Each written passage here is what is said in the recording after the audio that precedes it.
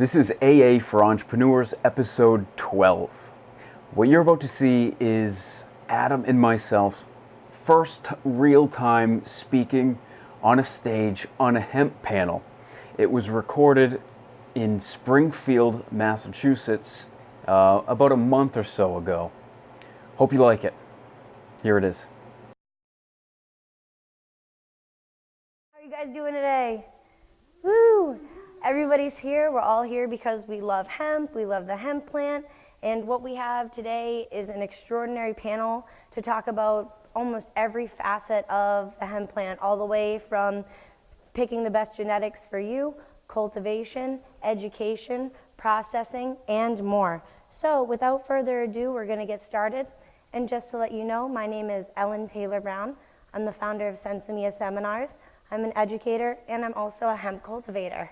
So I would love it if the panelists, if we can start with Mike, if you could please introduce yourself, tell us about yourself, and tell us about your company, and we'll work our way down. Excellent. Thank you very much, Ellen. My name is Mike Goodenough, and I'm the Chief Technology Officer at a company called BG AgTech. We have a booth here with our brand, Sweet Heal. We are a hemp farming family of hemp farmers that are additionally extracting, so we are in the extracting industry. We are the third hemp farmer within the state of Connecticut, and the first manufacturer who's actually up and running and extracting CBD oil right now. We are producing an incredible quality, and we also have our Sweet Heal brand, which is lotions, tinctures, and a number of other products that are out there. Some amazing floral bouquets and some other components. And so we're enjoying this time. I think for just about everybody within my company, it's a pretty healing time at work. So it's pretty amazing how work is not a burden any longer. So that would be my story, I think. Hey, excuse me. My name is Adam Souza, co-owner of Urban Acres. We are a small craft farm in Taunton, Massachusetts. We have our license to cultivate, process, and manufacture. We also just dropped our CBD line yesterday. Being here inspired us to do that. So, we really are about helping the farmers. Everybody knows that the farmers aren't doing well right now, and it's not good. They're having to sell their land to these big developments or big corporations, and I don't want that to happen. Farmers built this country up, so we're really about trying to educate the farmers that hemp is the next crop, and we're really about making media that goes around that as well. And Andrew could talk more about the genetic side. Hey guys, my name is Andrew Wilkinson. I too am a co-owner of Urban Acres. So right now I am trying to do the whole entrepreneurial thing, but I haven't always been this way. I started growing up and really wanted to be in the medical field. So I bounced from job to job, and I was always an average student, C's, B's if at best. School was never really my thing, but I tried really hard, and I got my degree in medical laboratory science. And I'm not telling you that because I want you to think that I'm smart, because I'm not. It took me a long time. And I graduated like the bottom of my class, right? But I finished, and I worked full time for a little while, and I realized that I couldn't breathe. I'd be in the parking lot, holding onto my steering wheel, screaming like, "No, I don't want to do this again." So that inspired me to start my own company. It failed; it was horrible, and then I started another one, and I would buy things on yard sales, and I'd flip them, and then that worked. That gave me the confidence. And eventually I stopped working full time and I started a vegetable farm. And that was a ton of work. And then Adam started helping me out on the farm, and the farm bill passed. And I saw opportunity. So we went full steam in growing hemp. And going back to when I was in school, I really liked genetics. I didn't really like everything about it. I knew enough to pass. And now that I'm in the cannabis industry, I've been in the industry for about a year now. What I've come to know is that I've never been a part of a group that has been so welcoming as this community. And thinking back to what I like about cannabis now, And what I liked in college was the genes, the genetics. Now, cannabis, as most of you probably know, it's dioecious. You get a male and a female plant. As they cross, every single seed is as unique as a person. So with that genetic diversity, I am super intrigued, and that's where pretty much how I got to where I am now. Sounds great. I'm really impressed with everybody. My name's John Dvorak. I've been involved with cannabis and hemp for about 25 years as an advocate, activist. I've been writing about hemp. I realized that hemp has a great history. It's been used for thousands of years, and especially up in New England, all up and down the seacoast. The sailing ships were so important to the economy back then, so I started a hemp history website, hempology.org, and trying to document our history, let people know how hemp was used. And then I realized that we really need more education. People need to understand more about all aspects of this great plant. So I started the cannabis curriculum, and it's a lecture series that I give when I go over all different topics. It's many different topics related to medical marijuana, industrial hemp, and the social issues related to prohibition, so that people can understand more about this great plant and let other people know about it. So I do that. I write a lot of articles. I act as a go-between. If people have questions in the cannabis industry, I'll point them in the right direction. So I agree this is a great industry as far as the people. Everybody's very passionate about cannabis, and there's so many things. We're here today to talk about hemp. I call hemp the green buffalo. I'm covered with hemp today from head to toe. That's why I call it the green buffalo. And it's just amazing all the different things you can use it for and make out of it. And we're going to talk about some of those today. Wow, that was great. That's a tough act to follow right there a little bit. But so my name is Brian Quinn. I am the Vice President of Research and Development at Mike's company, D&G AgTech. I have a bachelor's degree in biology, and I had spent the majority of my career in biotech manufacturing, fine chemical production, as well as pharmaceutical manufacturing. For me, this whole industry, I feel like I've found my calling. I've been able to take experience with equipment and processing and processes and apply it to a new form of medicine potentially, and take my experiences and use them going forward in this industry. At the time I didn't realize it, but I gained all the experience on all the pieces of equipment that our lab just purchased over the last 20 years or so.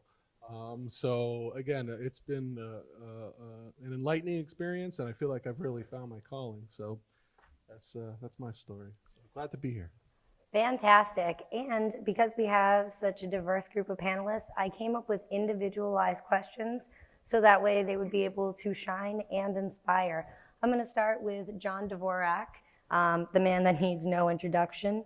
And when it comes to John, your journey has been hemp, and your name and your brand are synonymous with hemp and hemp education.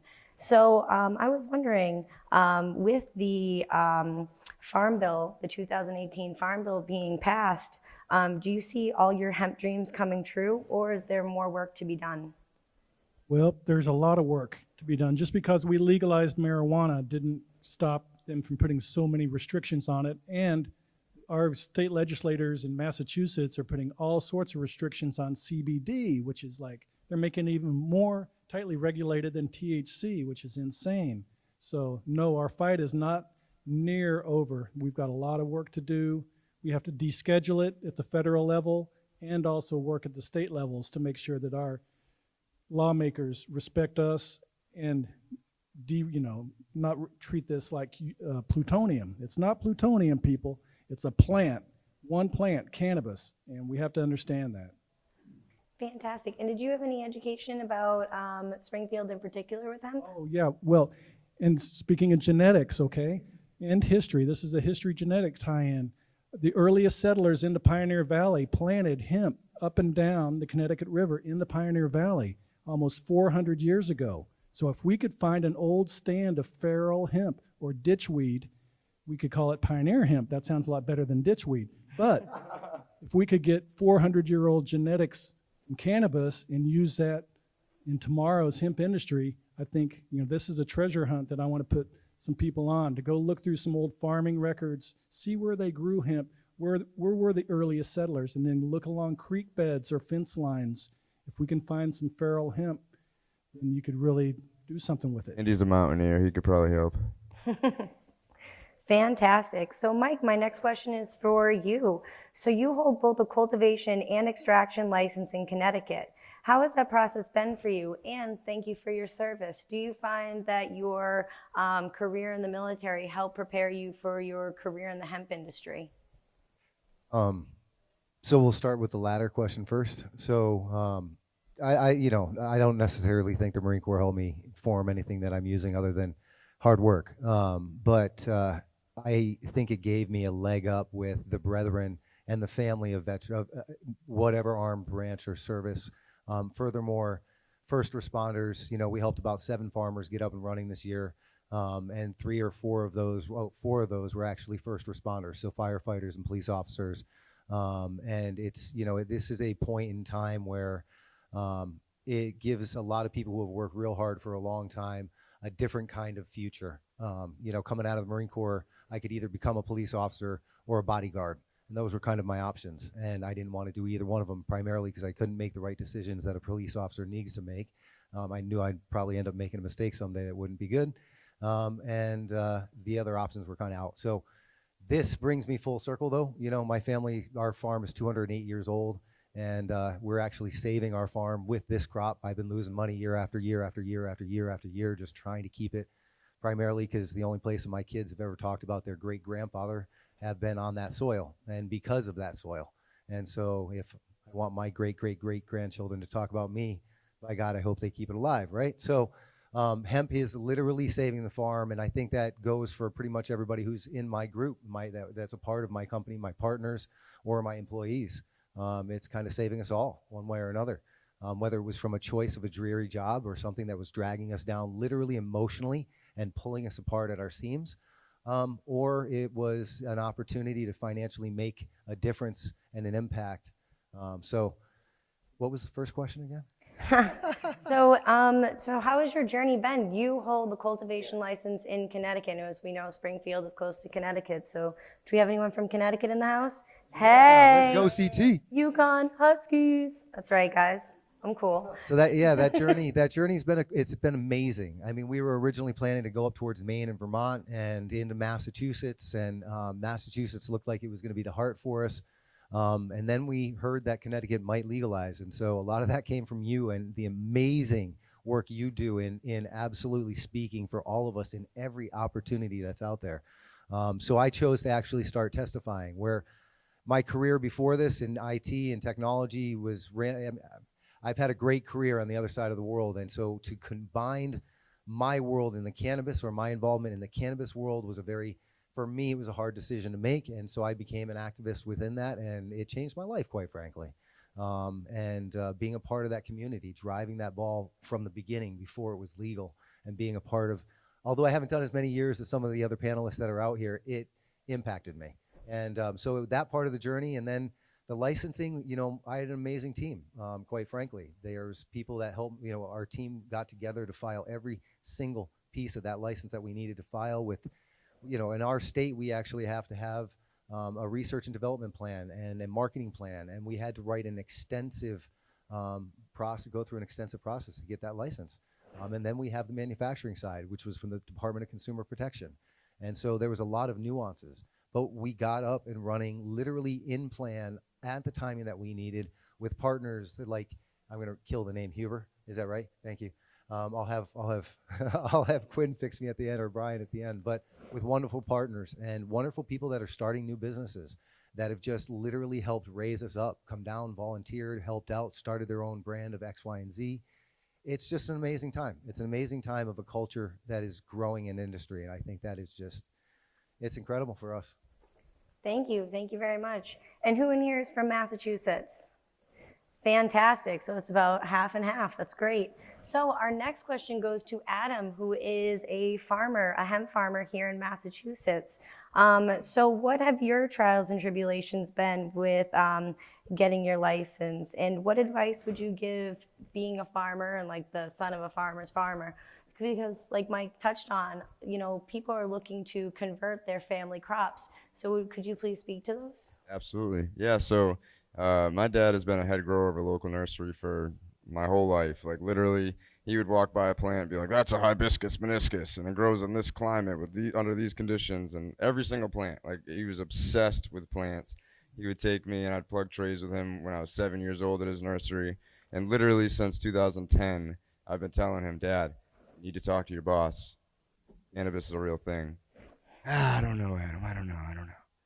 And then 2012, Colorado legalized, and I was like, "Dad, you really need to talk about cannabis to your boss. I heard you're not doing good in business." Yeah. He's talking about selling the business. It's 2019. They're selling the business. I don't want that to keep happening to farmers, you know.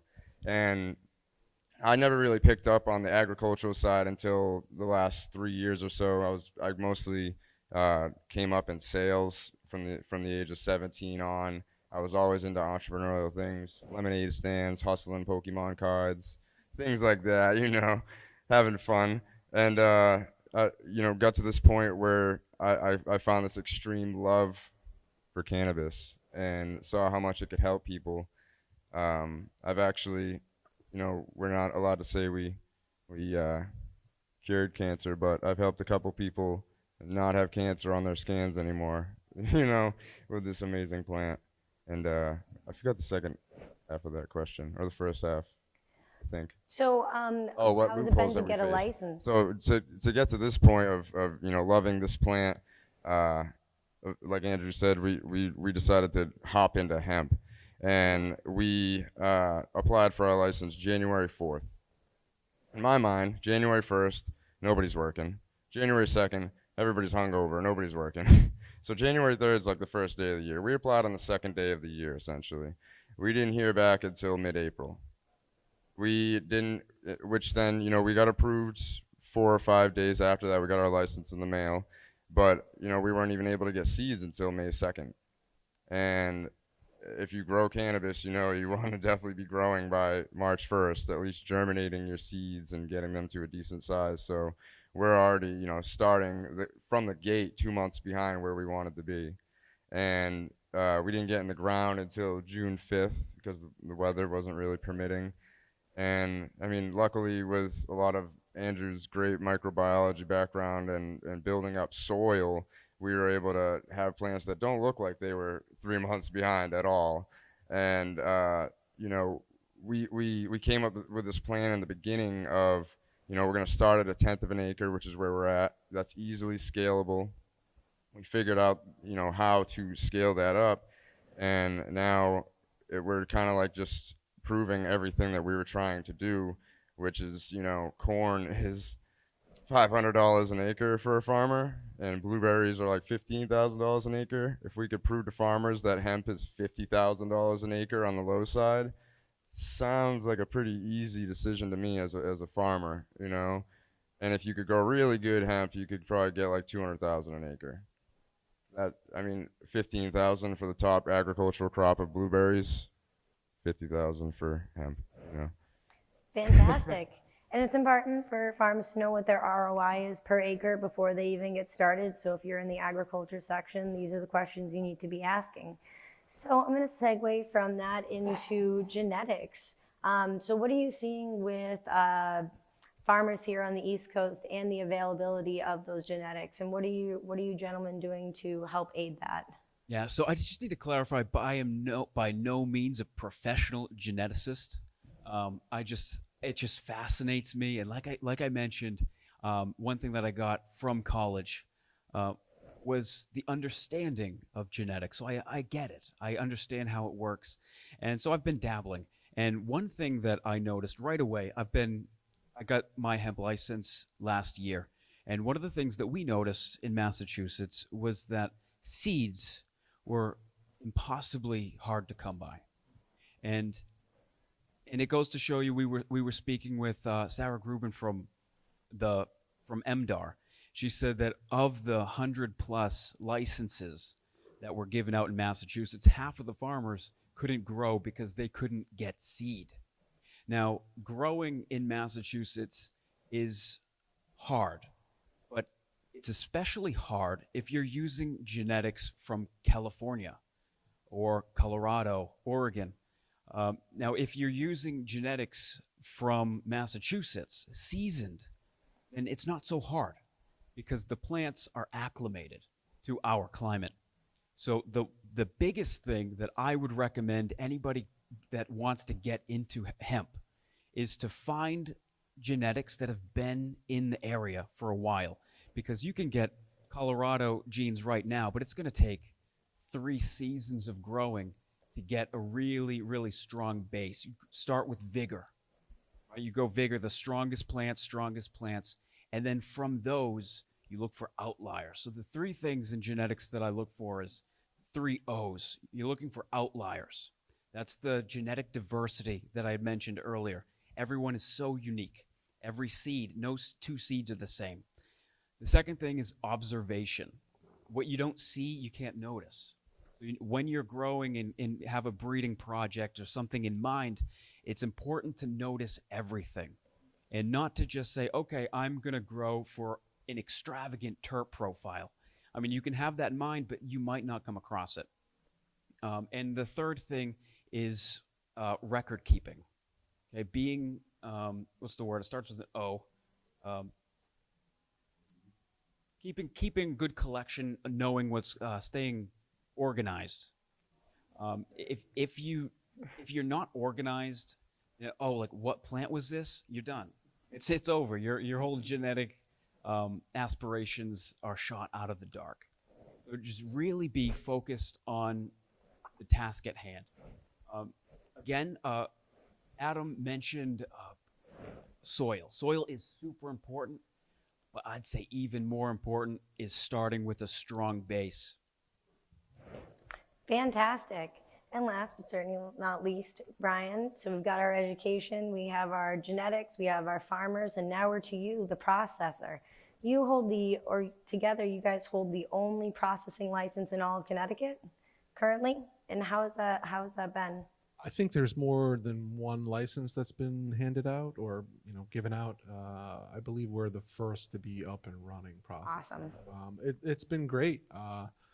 It's been a long road to where we're at right now. We've gone through several different rounds of equipment, and we just got some new equipment delivered this past week. So our lab is finally up and running. So it's been great. Yeah. Fantastic. And is there anything that the audience should know from an extractor's point of view if it comes to like things like genetics or knowing like state laws or anything that you care to elaborate on? Yeah, I mean, so you're gonna make, if you're extracting, you're gonna make your life a lot easier if you have the more CBD you put into the extraction process, the less labor is going to be involved to turn out your final product. You want to run that extraction stream as concentrated as you possibly can. So all that time you spend recovering, there's different ways to do it. But in our process, you end up recovering alcohol. You can use different solvents. We're using an ethanol solvent, ethanol as our solvent. And we spend a lot of time recovering that alcohol so we can put it back into the process. We can maximize our efficiency by having that stream as concentrated as possible going in. So that would be one thing.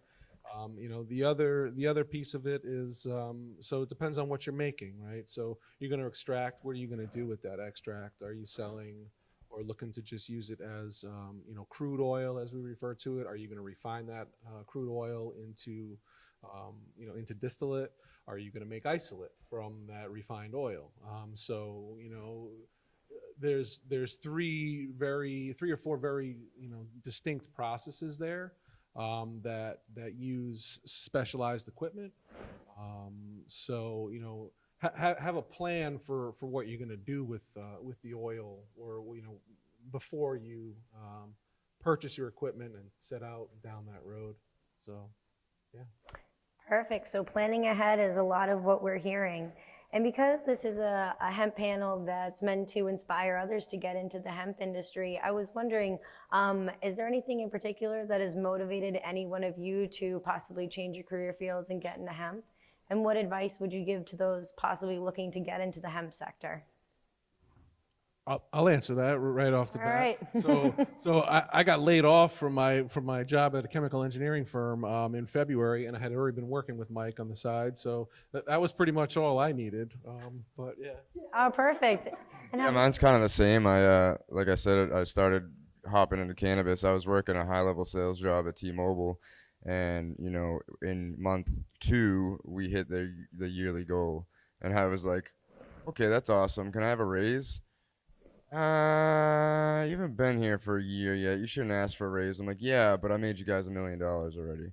They're like, okay. And like a few days later, they called me. They're like, so that position you're in, we're getting rid of it.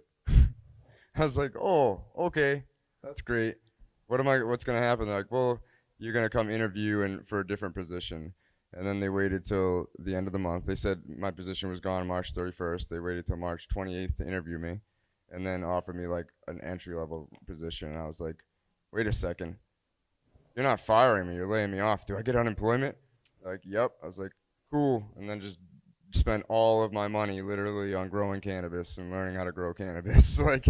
And here we are. Him and I started a podcast together, and like you mentioned, I helped him on the farm. And the whole time I was on the farm, I was probably talking his ear off about how I was going to get into the game with THC cartridges and stuff like that, and all the different things that are going on with cannabis. And then when we started the podcast and the hemp bill happened, everything just clicked in full gear, and it's just been no looking back since then. We both work jobs to pay our bills and both put 80 hours a week each into this business. So it's a lot of hard work, dedication, sleepless nights, not hanging out with friends or my 7-month-old daughter. So it's a lot. But when you love the plant and you want to help people, it's worth it. Fantastic. Anybody else, John or Mike or Andrew? One thing that really inspired me, it just kind of felt like my whole life kind of felt like being held underwater. That structure in school never was my thing. I had to do this at this time. I just hated it. And I realized I jumped job to job thinking, oh, no, this next thing that I'm going to be doing, I'm going to like that much better because this is horrible. And then I'd get into that thing, and then I'm like, no, this is just as bad as what I was doing before. And then the final thing was, oh, okay, medical laboratory science. That's microbiology, working in the lab and with chemistry. That's it. No, it wasn't it. And then I realized this is not for me. So what really inspired me was wanting to escape. I wanted to escape and get free. I wanted to break the shackles. So what I did was I worked really hard.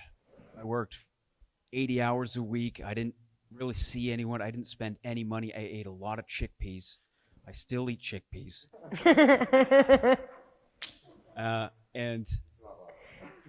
And one day, I was actually watching somebody called Gary Vaynerchuk, and he's a serial entrepreneur. And he was doing this thing back in 2017 called the 2017 Flip Challenge. You'd go to garage sales and places with extreme discounts. You'd buy the stuff and then sell it on another platform like Facebook Marketplace or Letgo or what have you, eBay. And that started working for me. So after the whole summer of 2017, I started making some money and was doing the full-time thing. And then I realized, okay, I can do this. So I gave myself a day off. I went to the Martha's Vineyard. I didn't spend any money. I just brought a tent, and I found like a place in the woods. And what happened on that trip is I got the confidence to sit down in front of my boss and say, hey, I want to cut down. And ever since then, jumping in, even though I'm half in, I'm still somewhat in a gray area. And that was the inspiration that I need. And if you feel smothered every day, look for the opportunity right now. Hemp, if we put opportunity from a scale from 0 to 10, where hemp is on the global stage, we're at 0. The market is wide open. this is the opportunity right now. If you've just been looking for that one thing, that one trigger of inspiration, find it this weekend. Hemp is an opportunity. And it seems like you all already see that. You're here. Fantastic. Mike and John, do you have anything to add?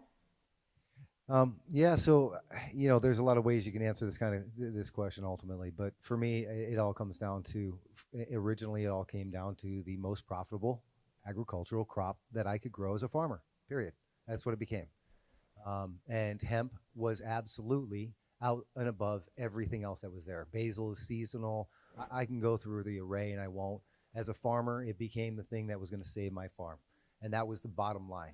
And then you get into the numbers and you're floored and you can't believe it. And so then you get into the people that are going to form businesses around it. And I'll be honest, my technology career has been a great one.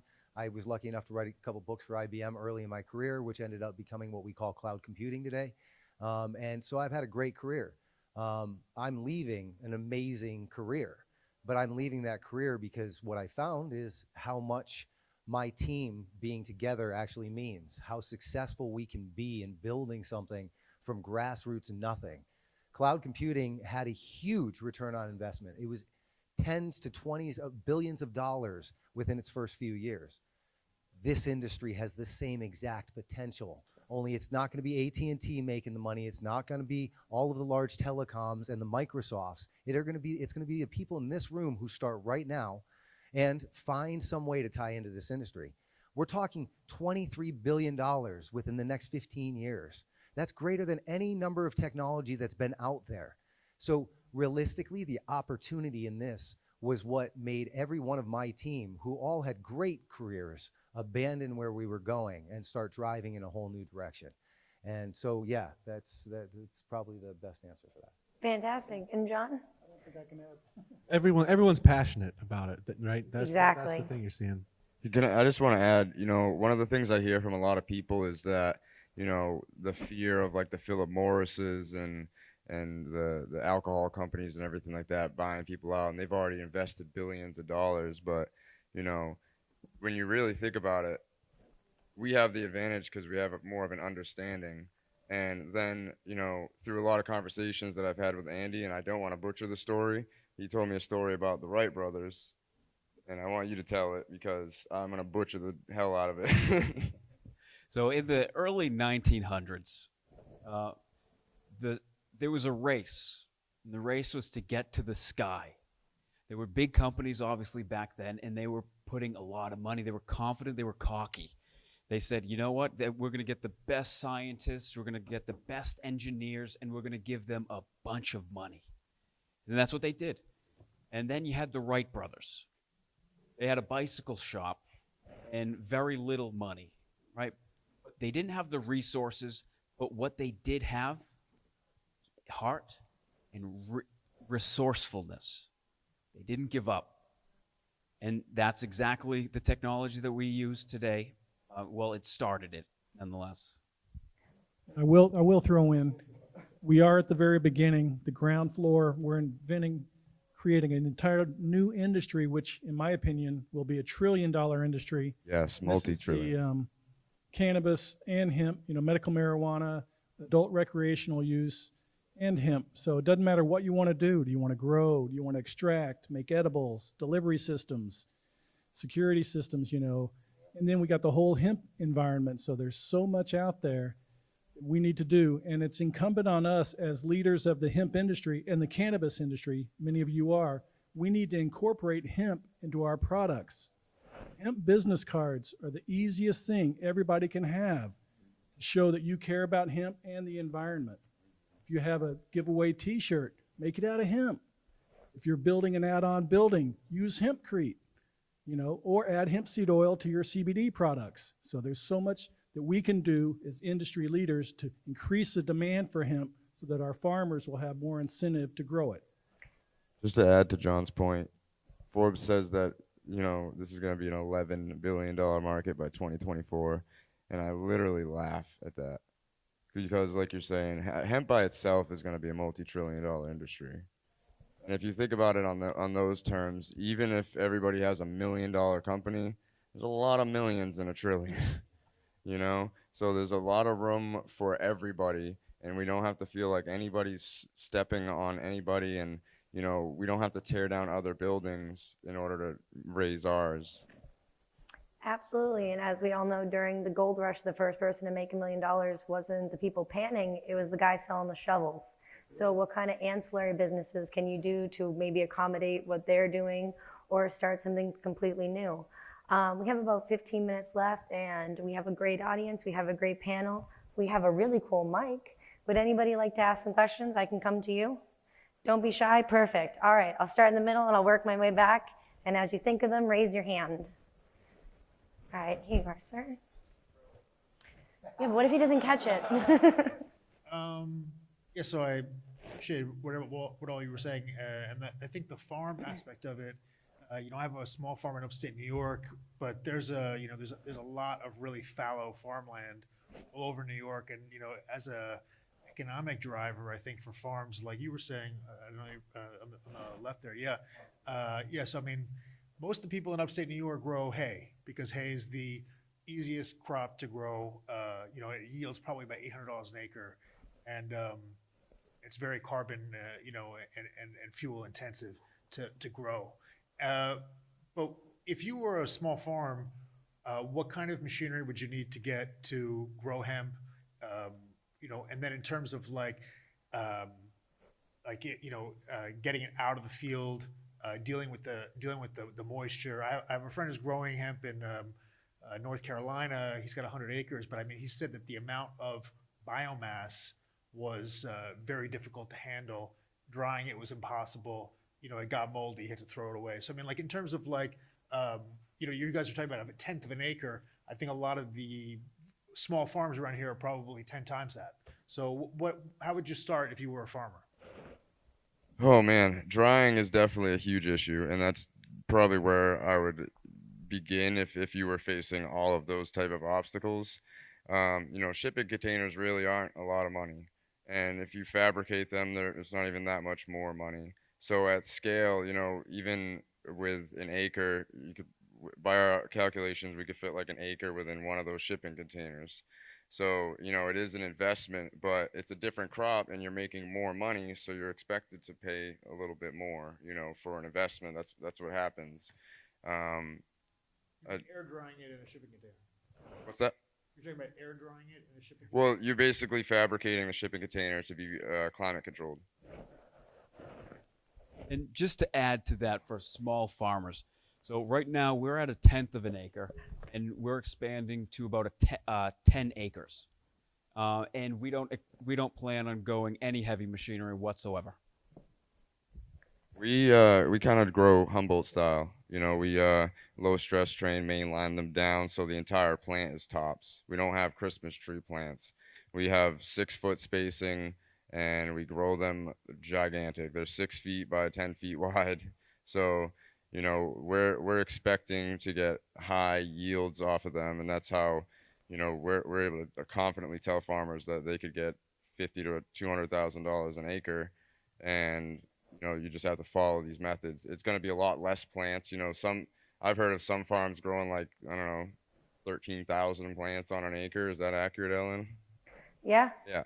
So that's we're doing a tenth of that, and that's a tenth of the work. And I personally, I don't know how Andrew feels about this, but I'm of the belief that that heavy machinery is going to affect your final product unless you're doing all electric vehicles. You're going to have exhaust and toxins blowing out into your field possibly. You might have some kind of oil leak that gets into your soil and then into your buds. So those are things we worry about as artists and growers, because in New England, we don't have the room to grow industrial hemp. We have to grow artisan hemp. We don't have the options of 30,000 acre farms like in Kansas, So New England and I think New York too need to kind of come together, and will be a hub of hemp, I believe. So, and I would just throw out one other way of looking at this, right? So soil reclamation is a huge thing for the USDA. And so one of the biggest grants that you can get from them right now is based on soil reclamation and putting up hoop houses and being able to control the environment and feed organic nutrients back into your soil. That's step one. Step two is the mulchification, or is that even a word? Mulching this hemp plant back into that soil after your first growth. You will be blown away at how well it's going to help you to recover that soil. So as far as actually saving our soil, this plant is tremendous in it. Not only in the first growth cycle that you do, but you flip 2 growth cycles or a full growth cycle. That doesn't mean you have to take them to full bud. This plant is going to pull the wicked from the soil and leave behind a healthier soil from its original growth. And as you add that nutrient layer, staying organic, you can reclaim that soil.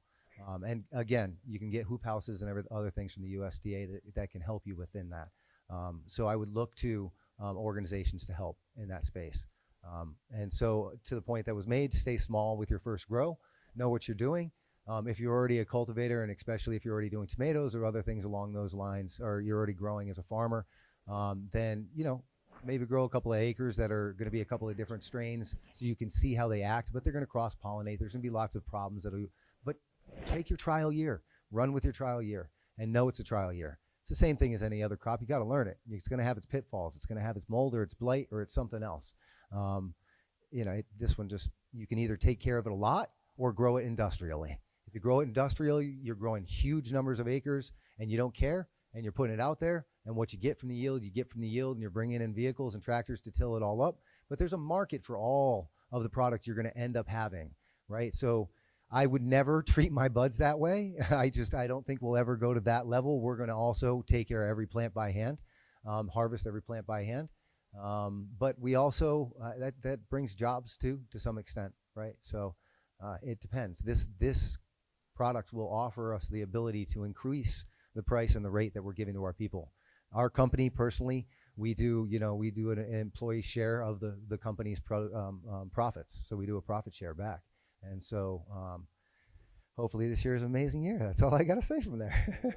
Fantastic. Can we have our next question? Guys, I have a question on genetics. Do you think genetics have to be broken down to a state-by-state level?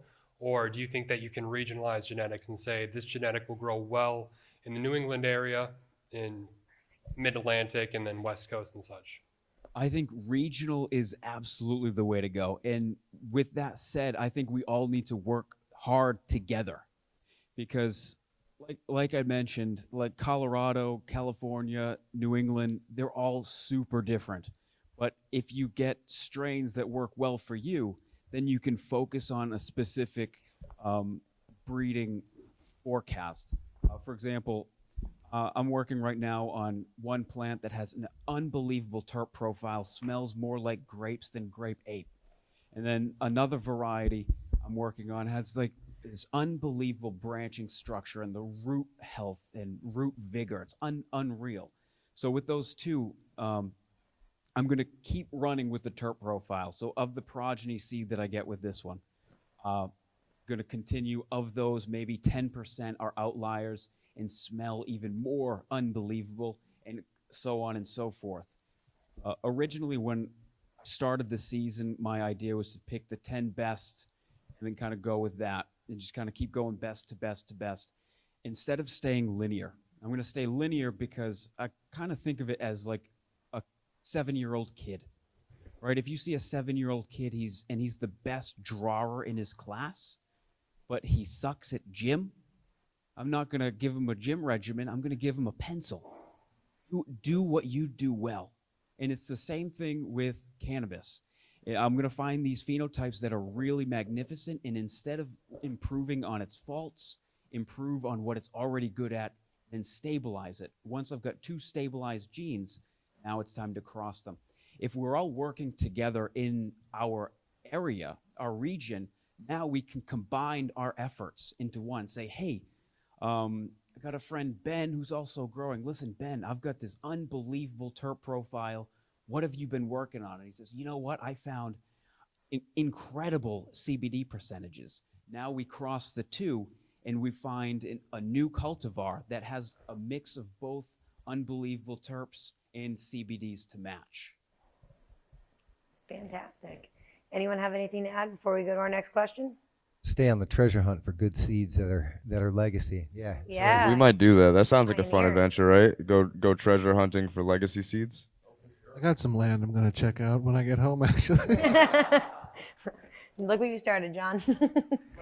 Nazra. Okay, I'll have a two-part question unless somebody's dying to ask questions and I'm denying somebody else. Go for it. 2 and then 1 and then Okay. wrapping. So my first question is regarding the chemistry of terpene profiles. There's been quite a bit of evidence that terpenes help to influence the experience chemically. So are you doing anything to seek out, let me say, Kush variety, hemp or cookies variety hemp? Can I just start real quick? How many people have held in the room have held more than like 4 buds of hemp? Can you just raise your hands? Okay. So my point here, really, I think it's all brand new. So my point is I'm looking for what some of the best is. You guys are answering more on, you've been focused on this, but I can't wait to see what's growing, especially this season. And then 2 years from now, woohoo! So anyway. So yeah, I mean, terpenes are unbelievable. The science and the studies behind them show that it really enhances whatever hemp or traditional cannabis. It was told to me earlier that CBD isolate, if you look at it, it's sort of like a guitar soloist. It's super important. Everybody knows it, but it's not the whole thing. Now, if you take all the cannabinoids, all the terps, and put them together, now you have an orchestra. Right, it moves mountains.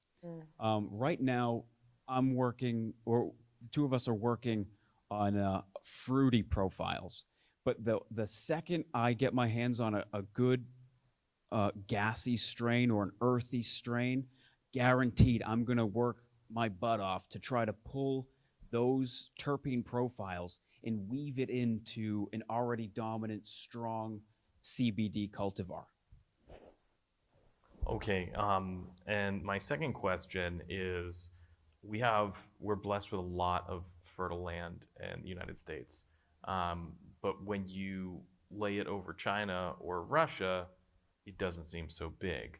So given that we know there's quite a bit of hemp coming out of China and to a lesser extent Russia, how do you suppose in a post-prohibition era U.S. will fare against Russia and China on the international stage? That's a very tough question. I guess but they are growing like several 100 million acres of corn, cotton, soy, and wheat in North America. So there's a lot of farmland out there. But you're right, it's going to be hard to tell. But I think what we're going to have to focus on is all the different uses of hemp. Because you can make the hempcrete out of it, the plastic, the fuel, clothing, food. So if we utilize all those different uses of the cannabis plant, then hopefully we will be able to do it and grow that hemp here and use it as a regenerative effect to regenerate local economies like we have out here in Western Mass. A lot of these old mill towns with buildings sitting idle. We need to grow the cannabis out there and bring it into the mill towns so we can help create self-sustaining economies. And in the Midwest, where there's a lot of farmland out there, hopefully we can do a similar thing and just fully utilize all the aspects of the cannabis plant. At a minimum, reduce the amount that we're importing, right? I mean, we can commit more land to it, and I think once people start to see what that looks like. And I feel like the U.S. is a leader in cannabis growing in general, like around the world, especially like when you look at, California is like one of the highest regards in the U.S., so our quality is definitely going to beat theirs, and we have Canada just right there waiting to be our allies in this fight against keeping Chinese stuff out. Well, and just to add one more thing, we talked about it right in the beginning, storage. It's all about, in Connecticut, I cannot process flour into oil that does not pass the mold tests. If it has anything in it, I can't process it in my state, right? So for other states where you're able to take your stuff and you're able to bring it to extraction because it does have mold or other variations, our laws, I think, are going to be more stringent towards us actually having to follow. and have compliant material to go into the process. And ultimately, if somebody can ship something from China that stays that well kept all the way back over here, and we can't do it on our own soil and beat that price, then something's sorely wrong. But something's been sorely wrong many a time. So I guess that's really no answer at all. So yeah. Does anyone have anything to add before we go to our next question? All right, nurse. Yeah, I'm experimenting with growing a little bit of hemp in Virginia. My brother and I we're allowed to have an acre, but I think we're only about half an acre of hemp. But I can see right now, because I'm sort of an ag tech, and I've kind of got the plants pretty much out of control. And I don't know how the hell we're going to deal with all that vegetative mass and trying to dry it. I mean, I've got friends of mine that have barns and they've offered, but I mean, I just don't know what to do. I mean, you're talking about a container. Are you putting air conditioning or dehumidification in there? So real quick, there's multiple ways to dry this. It depends on what your market is that you're taking this product to. So if you're drying to put it into a nice container or to sell it as flour that's actually going to sit in a bag, that is a curing process and a drying process that you want to be meticulous with. To blast dry, there's numerous ways to go about stopping that material from going to the next stage of degradation. And so, yes, please, but just know that it depends on your use case of it. So please, yeah. Yeah, like you're saying that you can flash freeze it, you could freeze dry it if you could do that at scale. You know, the drying solutions, it would all be climate controlled, so you'd be able to get your turns out faster if you were able to like flash freeze it and then were able to dry it or process some of it. You know, it is some figuring out, but typically with the shipping container, you have a lot of room in there, and you could do multiple layers in there, and it's a small enough space where it's easy to climate control. And Have you tried anything with vacuum at all? yeah, you could vac seal as well. It's but you don't want to do. I wouldn't keep it that way for too long. Like, if you know you're going to be processing You're gonna very pull all the shortly terpenes after, out, right? you know. You're gonna lose all them or what? Well, vacuum would suggest you're freeze drying. Yeah, right? flash freeze it and vac I it. just think vacuum itself, no? No, because you're leaving the plant matter touching some type of plastic, and it's going to biodegrade, right? So Vacuum and heat will pull water. Yeah. Uh-huh. Something else that you may want to consider is harvesting in sections. So that might make it a little bit more manageable with the amount of biomass that you do have, is harvest the first third of the plant. And that's going to increase, it's shown to increase yields almost up to 40% if done right. So you harvest the top of the plant, what's ready first, and then you work on drying that, and then you harvest the next bit and the next bit. That might help out a little bit. Okay, thank you. Fantastic, thank you. And our last question. Hi, I've got a question about the THC level. It's supposed to be 0.3 or under, correct? For Yes. hemp? Can you grow it more than that and make it a really nice strain with a full entourage effect with both CBD and THC? So a lot of things, cannabis, everyone at least in Massachusetts, can have at least 12 plants. So hemp is cannabis. Cannabis is cannabis. So I would say that yes, you could have, I mean, at least 12 as long as you're following the So to stay rules within and the that laws. 12. What happens is when you breed a really strong high CBD containing hemp plant and a really strong THC plant, you mix them together, you're going to get a broad array of phenotypes, expressions. You're going to get some that have just the THC. You're going to get some that have just CBD. You're going to get some one-to-ones and everything in between. Now, a lot of people are forecasting in the industry that one-to-ones are going to be the place to be, especially the people that are just being introduced into THC. They don't want to get wrecked right off of a 200 milligram cookie. They want to ease into it, right? They might want the therapeutic effects, and one-to-one seems to be giving people just that. So you can get some unbelievable strains by crossing THC genetics with CBD. And not only can you get unbelievable new strains that don't exist on the market today, but you're introducing some amazingly clean genetics. Because hemp, we're going down like ACDC, which is like 2 variants away from the first real discovered CBD. So if you put those into a well-bred THC, let's say there's 10,000 named varieties, you can trace that all the way down to like 12, maybe, whatever. Now, if you introduce brand new chemotypes and hemp varieties, you're basically starting over and giving the whole plant unbelievable vigor, and you can get stems that are a foot in diameter, unbelievable vigor just by cleaning up the genetics a little bit. Are you allowed to do that on those hemp farms? We can't. So the state of Connecticut, if it's not below 0.3, it's not on my farm. Yeah, and then that's going to vary state to state. Were you asking like more? Can the consumer grow? Can like just a regular person grow hemp? I'm talking about on your farms. Can you create these new things with? The Oh, so Connecticut, no. it's complicated. It's not very easy at all because of the regulations and everything right now. I don't think we're really able to. We're definitely not able to do anything 1-to-1 or anything like that, you know. So, Yeah. but our genetics could be crossed into somebody that is able to do it, and you know, personally, we could do it, but not on the farm. Yeah, just to clarify, this would be a small scale personal staying within your laws.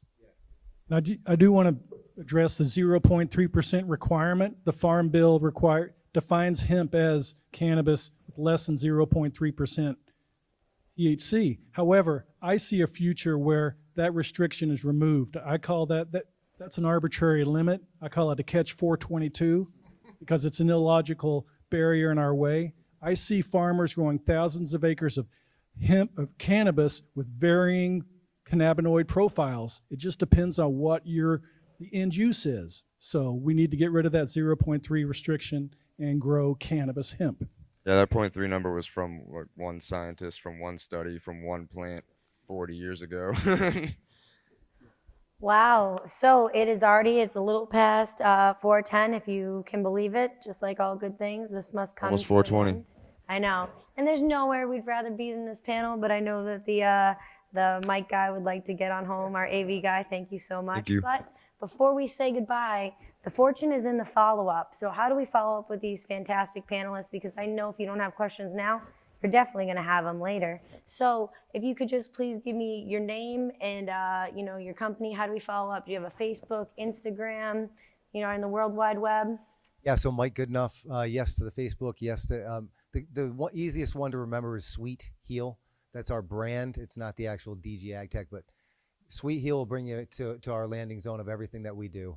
We're associated by all of our points of interest, be it Instagram, Facebook, www, you name it, we're all in all formats. So pick us up, ask questions, come down and visit our location, walk through one of your first locations and see our process in running.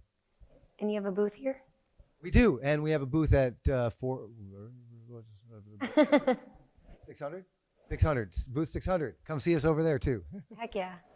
My name is Adam Souza, Souza. You can find me on Instagram, What Did Adam Say? And you can find us on Instagram, Facebook, Twitter, at Urban Acres, HERBANACRES.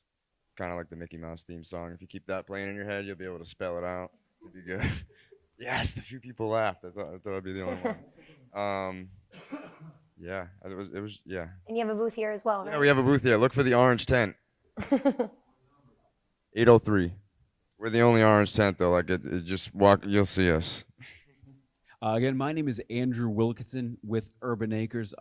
We are on all platforms. We have a podcast, AA for Entrepreneurs. My Instagram is just Druitt, and the I is a 1. If you've ever thought about throwing pollen on another plant, I'm sticking around here for the next hour and a half. I'd love to chop it up with you. Reach out on Instagram, Facebook, anything. I'd love to talk to you. Cool. John Dvorak, hempology.org, and Cannabis Curriculum. I'm on Facebook, YouTube, and look me up, boston.hemp@pobox.org. Thanks, Ellen. Fantastic. Thank you, John. And Brian Quinn, you can find me in the same place you can find Mike. That's sweetheal.com, SWEETHEAL, sweetheal.com. Thanks, Ellen. Fantastic. Thank you, Ellen. Thank you, gentlemen. Oh, and can we please get a big round of applause? All right. Thank you guys so much.